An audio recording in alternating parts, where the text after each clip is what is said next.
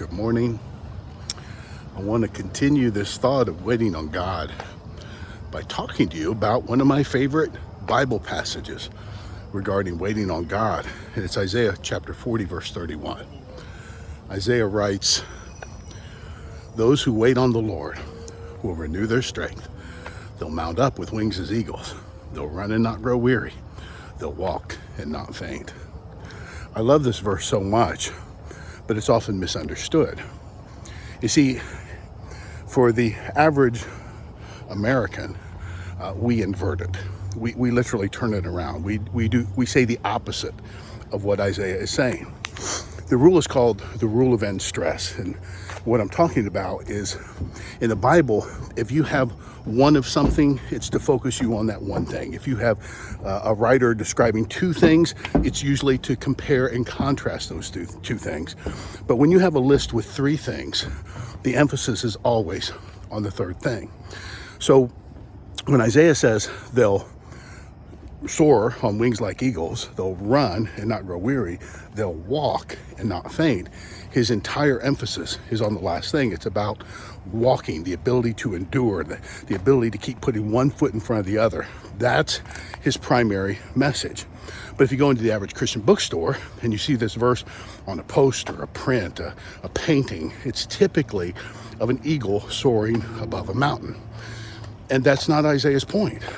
You see, Isaiah is writing to people in captivity, people who are crying out to God, do it again, do what you did with Moses, bring the miracles, bring the manna, do whatever it takes, God, to get us out of these circumstances. And what Isaiah is writing to these people to remind them of is this is not a circumstance where they're going to be miraculously taken out and soar above their problems. They're not even going to find themselves running this race and never getting tired.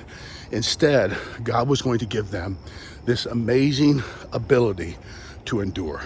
Because you see, the truth is, the people carried off into Babylonian captivity were going to die in Babylonian captivity. They were not going to be miraculously released.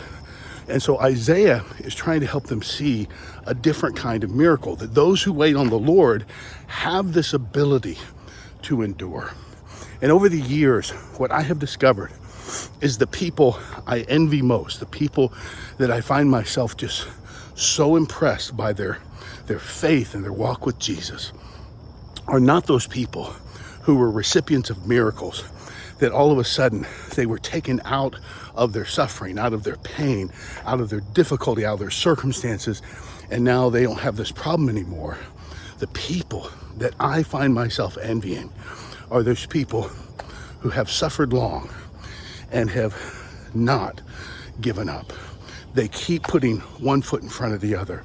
They allow their pain and their suffering and their challenging circumstances to be a conduit of healing in the lives of other people. I mean, no one can relate to that story more than someone who is suffering. When you are long-term in a situation that doesn't change overnight, you want to be with people who know what it's like to keep on walking in those circumstances, because the temptation is to give up. But what Isaiah is telling us is that if you want this power, this ability to endure, it comes from waiting on God. We wait on God, we watch for his time and his way, because God does all things well. And if I'm not delivered out of my circumstances, I'm not soaring above my problems, I'm not able to just keep running and never get exhausted. But if I have this power to keep putting one foot in front of the other and walking through this trying time, what a testimony to the power of God and the power of waiting. So God bless you. I'll see you again real soon.